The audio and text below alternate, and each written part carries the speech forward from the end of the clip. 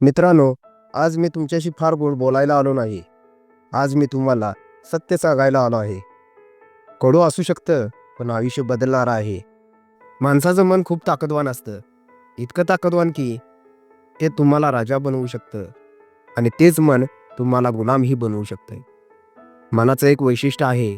ज्या कामात कष्ट आहेत, त्या कामापासून पळ काढणं. अभ्यास करायचा म्हटलं, तर मन लगेच म्हणतं, आज नाही जमणार. डोकं दुखतंय, उद्या करेन. पण एक गोष्ट लक्षात ठेवा, उद्या कधीच येत नाही. तो आज बनूनच येतो. आज जे काम टाळलं, ते उद्या दुप्पट होऊन उभं राहतं. आणि मग मन म्हणतं, आता खूप उशीर झाला. सकाळी उठायचं म्हटलं, तर मन म्हणतं, आता थोडी झोप घे. दुपारी अभ्यास करायला बसलं, तर म्हणतं, भूक लागली आहे. संध्याकाळी म्हणतं, दिवसभर थकलोय. आणि रात्री म्हणतं, आता काही उपयोग नाही. म्हणजे अभ्यासासाठी मनाकडे 24 तासात एकही योग्य वेळ नसतो. पण मोबाईलसाठी रात्री 2 वाजताही वेळ असतो. रीलसाठी थकवा नसतो. चॅटसाठी डोळे दुखत नाहीत. म्हणून लक्षात ठेवा, मन थकलेलं नसतं, मन आळशी असतं. आज प्रत्येक विद्यार्थी म्हणतो, माझी एकाग्रता कमी आहे. माझं मन लागत नाही. पण मी तुम्हाला एक प्रश्न विचारतो.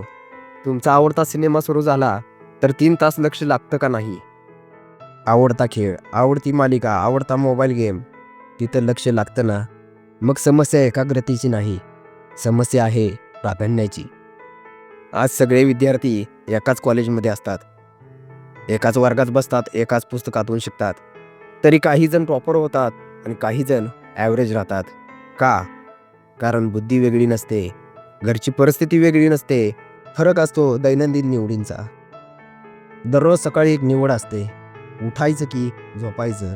दररोज संध्याकाळी निवडत असते, अभ्यास की मोबाईल.